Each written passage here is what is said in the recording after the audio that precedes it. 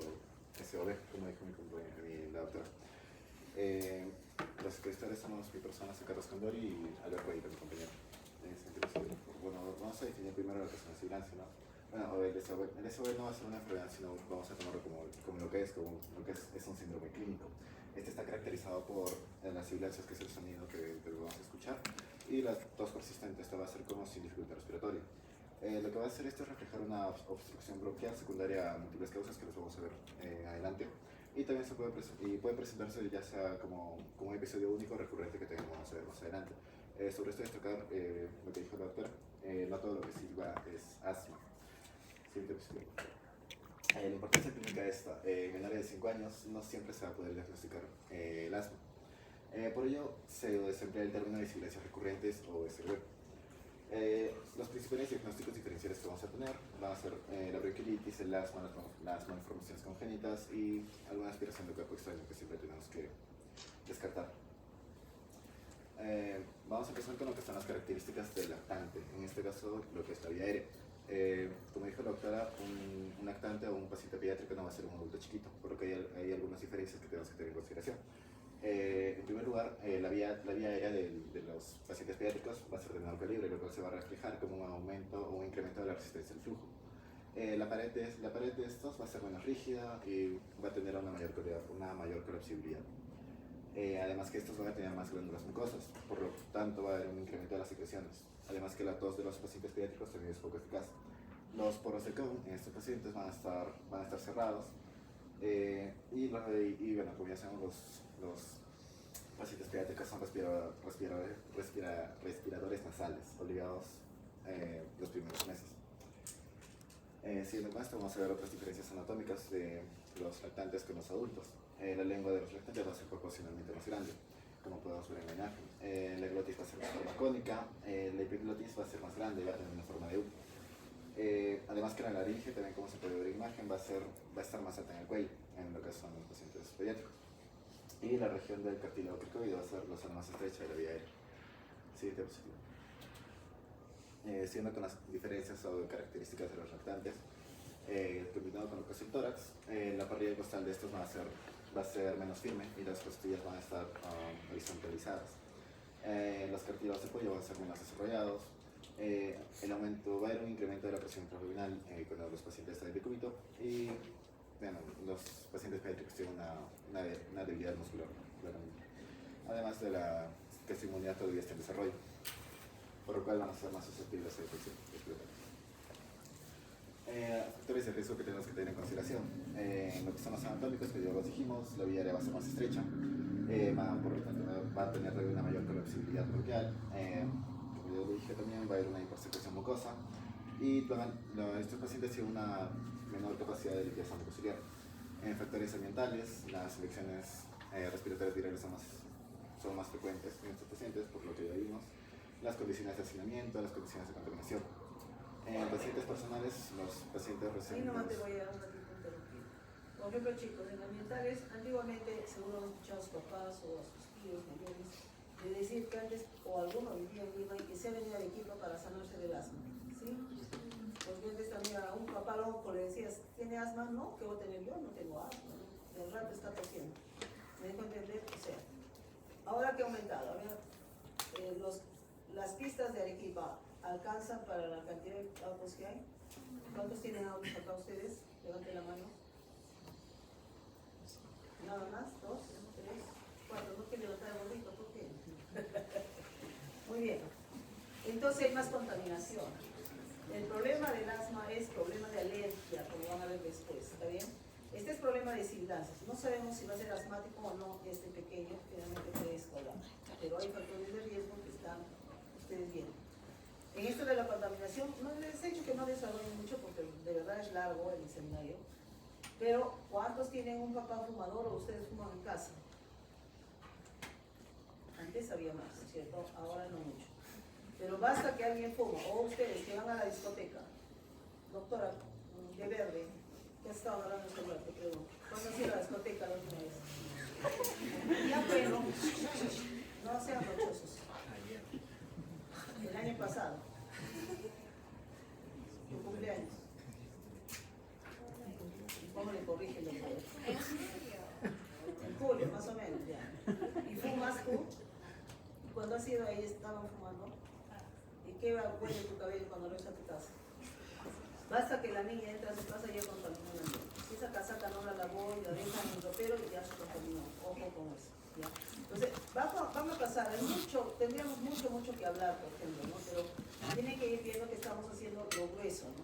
Pero esa contaminación es de todo eso. Por ejemplo, ¿cuándo antes había un spray para que haces el popó y están disparando el spray? ¿Había o no había? No había antes, ¿verdad? Siempre mi hija, por ejemplo, tenía esa costumbre. Yo le digo, pero si eso es lo que huele normalmente, el popó, ¿qué vamos a hacer? Déjalo un momento porque ya se va a ir. ¿Qué pasa con esas partículas que se están? Si hay un asmático, es pero así mortal, va a tener su crisis después. Esos ambientadores, todo eso, los perfumes. Por ejemplo, a los asmáticos se ve, yo le digo a los papás, no me usen perfumes. No usen perfume ustedes, porque si lo cargan igual está ahí el alergeno. El olor a cera, el olor de la gasolina, etcétera, etcétera. Todos los sprays, ahora tenemos spray para todo, ¿o no? ¿Sí? El POE, para que deje el piso oliendo rico. Cuando posan ahí en el olor delgado, ya tengo esos que están recurándose, a la noche ya se cerraron. ¿Por qué? Porque ese olor penetrante les afecta. Sigue, por favor. Siguiendo con otros factores de riesgo, vamos a ver los personales, ¿no? Los pacientes pretérminos o los que tienen bajo peso inicial. Los pacientes que tienen una lactancia insuficiente durante su periodo, los que tienen una lactancia insuficiente, los pacientes de sexo masculino, como lo dijo la doctora, y los pacientes con antecedentes de atopía, ya sea personal o familiar. Siguiendo con la historia natural de las sibilancias, en las iglesias y en los niños van a seguir distintos patrones evolutivos, como transitorias, persistentes no atópicas, persistentes atópicas y los que tienen causa conocida. Las transitorias que se ven generalmente en los menores de 3 años y estas van a estar relacionadas a infecciones virales y estos van a desaparecer generalmente al crecer en un 65%. Las persistentes no atópicas, estas van a iniciar en la infancia y no están asociadas a una alergia y pueden mejorar. Y en cambio, a diferencia de las persistentes atópicas, que estas sí están relacionadas a alguna atopía. Y las que tienen causa conocida, que las vamos a ver en adelante. Bueno, este es el cuadro que podemos ver de los distintos fenotipos de sibilancias en el niño. Como podemos ver en la parte de abajo, los puntos de corte son la edad, divide en 3, 6 y 11 años. La mayor recurrencia de las sibilancias transitorias se va a dar en los menores de 3 años. La de las sibilancias Te voy a ayudar en este cuadro, a veces no es difícil, pero para que lo entiendan. Las sibilancias transitorias es aquellos niños, no sé si han escuchado, por ejemplo, que dice, desde que nací tiene gripe. ¿Han escuchado eso? Desde que nací tiene la congestión nasal. Generalmente estos pacientes son que traen la vía aérea de menor calibre. O hay pacientes que lactan y están con sonido, ¿se acuerdan? O la mamá nos dice que suena cuando toman lactancia. Entonces, puede cerrarse, pero van a sufrirlo antes de los 3 años. Pasa a los 3 años, son transitorios, es el mayor porcentaje y es ¿cómo se dice? Un pronóstico benigno, ¿no? Porque no va a pasar más allá. Miren, ya el 6º mes cae. ¿Estamos de acuerdo? Que en la primera línea. Vamos por la segunda, que es la que termina en una línea verde continua. Esas son las sibilancias persistentes de asma no atópica. Son niños que no comienzan exactamente el nacimiento, sino más allá a presentar sibilancias, pero no tienen atopía y generalmente se les descubre una causa. Ejemplo, una secuela de displasia broncopulmonar, fibrosis quística, y van a tener una meseta porque una enfermedad congénita, ¿la podemos arreglar? No, la podemos un poquito tratar los síntomas, sí, por eso queda una meseta. Y los verdaderos asmáticos, es la tercera línea entrecortada, líneas gruesas, perdón, entrecortado, no puntos. Y esos son los persistentes que van a demorar más allá de la edad escolar y tienen atopía. O padres también con atopía, esos son los verdaderos asmáticos. ¿Ok? A esto se refiere los fenotipos de las sibilancias. Y lo voy a tomar en el examen. Siguiente, por favor. Vamos a ver lo que es la clasificación. Va a haber una distinta clasificación. En este caso, la primera va a ser según su evolución, como se va a clasificar como aguda, recurrente, crónica y exacerbante. Las agudas, bueno, en lo que es un episodio agudo, tenemos que descartar siempre la explicación de un cuerpo extraño, siempre que sea un inicio súbito y sea agudo. En los crónicos, estos van a tener una duración de semanas o meses y los cuales pues, van a sugerir alguna enfermedad estructural. En las recurrentes, van a ser mayor a 3 episodios en 12 meses. Estos pueden ser, como ya vimos, transitorios menores de 3 y las exacerbantes. Estos son ya pacientes con sibilancias conocidas y que tienen episodios de empeoramiento. Pueden desencadenarse, ¿no?, por una infección, por el ejercicio, algún alérgeno, el clima frío. La otra clasificación sería la de la segunda edad. Les ha faltado poner ahí clasificación de sibilancias en el niño según edad. Todo debe poner. Síganos, está bien. Continúe. Está un poco relacionado con lo que dijo la doctora, los fenotipos. Se clasifican según edad como neonatos, lactantes, preescolares, escolares y adolescentes, como ya sabemos. Lo que predomina en la edad neonatal son las causas congénitas. En los lactantes la etiología común va a ser las infecciones virales respiratorias, como pueden ser por el virus sincitial respiratorio o el rinovirus, más frecuentemente. En los pacientes preescolares va a haber una mayor frecuencia de episodios recurrentes. En los escolares suelen corresponder a lo que ya viene a ser el asma, y en lo que son los adolescentes la mayoría son pacientes asmáticos o que ya tienen un asma persistente. En estos lo que tenemos que valorar es la adherencia al tratamiento y algunos desencadenantes, que es parte del tratamiento. Sí. Bueno, yo les voy a hablar primero sobre la clasificación general de causas. Los vamos a dividir en infecciosas o inflamatorias, malformaciones congénitas, un síndrome aspirativo, compresiones mecánicas, cardiopatías y medicamentos. Ahí no, un ratito, regresen. Recuerden esta clasificación, o sea, estamos dividiendo o clasificando las sibilancias en el niño en general, porque cada uno de esos es un título grande que vamos a desarrollar. No vamos a desarrollar cada enfermedad porque si no sería demasiado. Y lógicamente acá se trata de enfocar cómo son las sibilancias y ponerlas en una clasificación para que puedas actuar. A ver, si yo les digo, si es infecciosa, por ejemplo una bronquiolitis, ¿cuál va a ser el tratamiento? Hidratar sintomáticos, ¿verdad? Porque es una infección viral. Muy bien. Y si fuera por tuberculosis, un ganglio que esté aplastando un bronquio hace sibilancias. ¿Qué van a dar? Tratamiento para tele, ¿verdad? ¿Se dan cuenta? O sea, no vamos a entrar a definir cada enfermedad, vamos a entrar en lo grande para que ustedes conozcan cuáles son las causas por cuales presentan sibilancias en los niños. Sigue, por favor. Bueno, sobre causas infecciosas e inflamatorias, bueno, vamos a mencionar la bronquiolitis, que va a ser la más frecuente y más frecuente por el virus sincitial respiratorio. Tenemos la bronquitis recurrente, tenemos la fibrosis quística, que en este caso no va a ser una infección, sino va a ser una alteración genética, como ya sabemos. Tenemos la aspergillosis broncopulmonar alérgica, que, bueno, como su nombre dice, va a ser una alergia, no va a ser una infección por el aspergillus, sino una reacción alérgica de y va a formar lo que es el signo de guante que podemos ver en la radiografía y también en la tomografía. Y la laringotraqueobronquitis. Después tenemos las malformaciones congénitas, tenemos la tracomalacia o broncomalacia. Aquí podemos ver la tracomalacia, que, bueno, lo podemos ver ahí, y también aquí en la tomografía. Esta es una tomografía normal de un niño y esta es la tracomalacia. Tenemos anillos vasculares que, bueno, se caracterizan por parte de un doble arco aórtico, como en la imagen que vemos acá, y vemos ahí, este es el esófago, obviamente, y lo que vamos a ver es que va a haber una compresión del esófago y también de la tráquea. Y por ahí va a haber una clínica de eso. Estenosis traqueal, broncreal, fístulas traqueosofágicas y quistes broncogénicos. Después del síndrome aspirativo, tenemos un reflujo gastroesofágico, trastornos de deglución y la aspiración de cuerpos calmos, que eso se aspira una piedrita. A ver, este síndrome aspirativo son aquellos todos niños que sufren de TSI, ¿sí? Que tienen trastorno de deglución y frecuentemente se atoran, sobre todo cuando la mamá no te hace caso de decirle que le des alimentación o líquidos pesados porque se puede aspirar. Entonces, se van aspirando y forman neumonías primero química y después pueden ser neumonía, o el síndrome aspirativo, que se van a aspirar por todos esos problemas. Siguiente.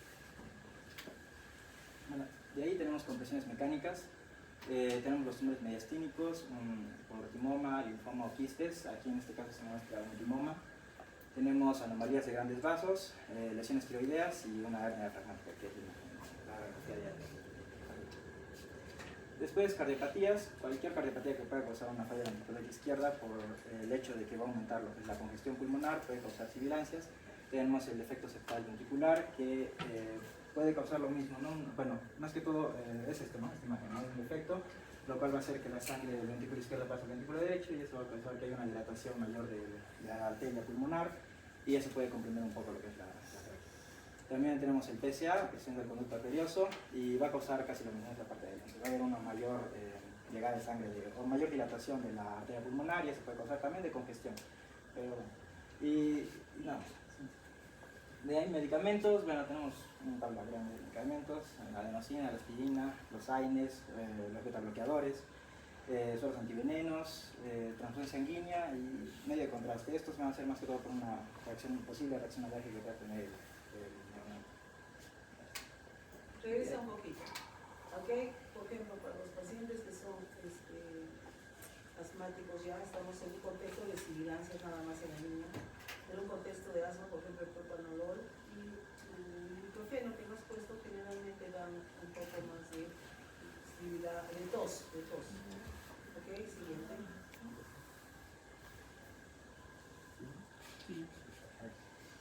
De ahí, bueno, este es el cuadro de causas y sibilancias. Se va a dividir en causas que sean de vía aérea grande y vía aérea pequeña, que sean agudas o que sean persistentes, ¿no? De las agudas, de vía aérea grande va a ser cuerpo extraño o tapón mucoso, y de pequeña va a ser infecciones virales, neumonía o infección por micoplasma pneumoniae. Y de persistentes, en vía grande, cuerpo extraño, anillo vascular, tuberculosis endobronquial, masas mediastinales, etc. Y de pequeña, asma bronquial, fibrosis quística y inmunodeficiencia. Tema de examen, revísenlo bien este cuadro. Siguiente. Ya. Y ahora sobre el algoritmo de actuación, ¿no?, a estos pacientes que vienen con sibilancias. Primero hay que reconocer los síntomas, ¿no? Tos, sibilancias, disnea, respiración jadeante o ruidosa. De ahí nosotros tenemos que hacer una historia clínica detallada, ver factores de riesgo, un patrón temporal, puede ser por, ¿no?, de las estaciones, ¿no?, edad de comienzo, síntomas recurrentes, y etcétera, ¿no?, hacer una buena historia clínica. Y según eso, nos preguntamos si podría ser sibilancias recurrentes o un proceso relacionado con asma. Y si es que no es así, tenemos que hacer un manejo alternativo o remisión a un especialista. Si es que es probable que sea algo relacionado con el asma, hacemos un plan de tratamiento, y si tiene buena respuesta, seguimos con el plan de tratamiento. Si es que no tiene buena respuesta, tenemos que volver a hacerlo de historia detallada y probablemente vayamos a un manejo alternativo o un especialista. Ahora, si es que pensamos que podría ser asma, pero es más que todo posible o tiene alguna comorbilidad, hacemos pruebas complementarias, un diagnóstico diferencial y probamos, ¿no? Si es que es probable, vamos al plan de tratamiento y lo mismo. Si es improbable, un especialista o un manejo alternativo. Ya, sobre el sobre el tratamiento, tenemos los broncodilatadores, que van a ser de primera línea en episodios agudos con dificultad respiratoria. Va a ser preferible el inhalador con cámara que un nebulizador, ¿no? A ver, les explico. Este es el tratamiento general. ¿Por qué? Porque yo estoy pensando que este paciente puede ser asmático o el inicio de un asma. ¿Está bien? Por eso doy. Pero si yo pienso que es fibrosis quística, ¿el broncodilatador le va a ayudar? No. Entonces, al niño con sibilancias generales, si yo no encuentro una causa, voy a hacer una prueba terapéutica. Eso es lo que ustedes tienen ahí. ¿Con qué lo hago? Con broncodilatadores, con esteroides. Sigue, por favor, responder. Bueno, mejor respuesta en niños con atopía. Después, esteroides inhalados, útiles en sibilancias recurrentes y persistentes, especialmente que sean de inicio tardío o atópicos, y son poco eficaces en sibilancias transitorias virales. Después tenemos los esteroides sistémicos, que lo vamos a dar de 3 a 5 días, van a estar indicados en crisis asociadas a infecciones virales como eczema o atopía, y el antilepurideno, que es el montelukast de 4 miligramos, que van a ser eficaces en infecciones, en sibilancias postvirales. Y es un beneficio modesto y se recomienda solo como opción de apoyo. Es la bibliografía que vamos a acabar de la presentación. Y a ver, van a participar todos, ¿no? A ver. Para presentar el paciente es un lactante varón de 10 meses. El motivo de consulta de este paciente son sibilancias recurrentes con una antigüedad de hace 4 meses. Los síntomas acompañantes que tiene son tos crónica, dificultad para alimentarse, episodios de atragantamiento con líquidos y con sólidos. Las crisis repetidas de dificultad respiratoria, este paciente tiene crisis repetidas, lo cual lo lleva a consultas frecuentes en lo que es el servicio de urgencias. Y este paciente ha sido tratado en varias ocasiones con broncodilatadores y corticoides como si fuese un asma, no tuviera una sospecha de asma. En estos casos, después de este tratamiento no hubo mejoría clínica con los tratamientos habituales. Y bueno, como dato podemos decir que es una enfermedad de varios meses, refractaria al tratamiento estándar y tenemos que sospechar otra causa, no solamente el asma. La evolución clínica de este paciente durante las crisis, este paciente tenía sibilancias expiratorias difusas, un tiraje intercostal leve moderado, una saturación de oxígeno entre 92 y 94 en algunos episodios y la alimentación es difícil, ¿no? Con movimientos ocasionales y signos de compromiso esofágico. Estos síntomas no son solo respiratorios, son también digestivos, entonces podemos pensar en lo que es una causa estructural. Bueno, y sobre los estudios y hallazgos, se realizó una radiografía, no fue concluyente, aunque se vio que había una discreta desviación traqueal y un ecocardiograma que sugería una anomalía de grandes vasos. En la taxi se vio un arco aórtico doble rodeando la tráquea y esófago, que es, como les dije, el anillo vascular. Y ya con eso se suele diagnóstico, ¿no? Y bueno, produciendo compresiones excéntricas de la vía aérea y esófago, que es por eso causan los Ese síntomas. era el origen de la sibilancia, son anillo vascular, ¿ya? Que les ha presentado anteriormente en la Sí, les mostré la imagen, ¿no? Y bueno, también aquí está la tomografía que le tomaron, aquí está el arco tipo derecho y el izquierdo, y ahí se ve como la tráquea está más comprimida. Y bueno, el problema no era inflamatorio, es decir, asma. ¿Hubo respuesta al tratamiento? No, o sea... Porque no se trataba bien más, ¿se dan cuenta? Por eso que no se queden, si no tiene respuesta al tratamiento de un niño con sibilancias, tiene que seguir estudiando. Volver a rehacer la historia, como digo. Siguiente. Bueno, el tratamiento y conclusión que se le hizo al paciente, el manejo fue una cirugía correctiva, sección del arco aórtico no dominante, el postoperatorio no hubo complicaciones y hubo una resolución completa de las sibilancias y la disfagia.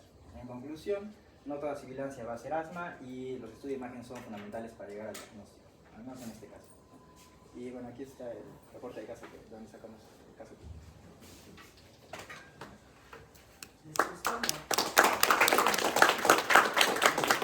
Preguntas para los doctores.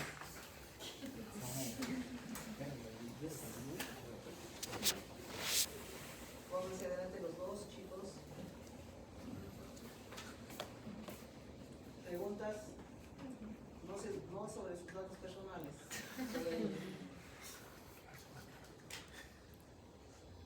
¿Ha estado claro? Entonces, cuando un niño tiene sibilancias, ¿cuántos diagnósticos puede tener? Creo que llegamos a 100 con todo lo que he puesto. Acá no ven el cuadro, ahí está, ¿no es cierto? Estamos diciendo causas de sibilancia, simplemente la estamos viendo, viene grande y viene pequeño. Y algunas que se repiten, si ustedes han visto. Muy bien, siguiente. ¿Ninguna pregunta? Entonces, siguiente seminario. Aplausos para los chicos.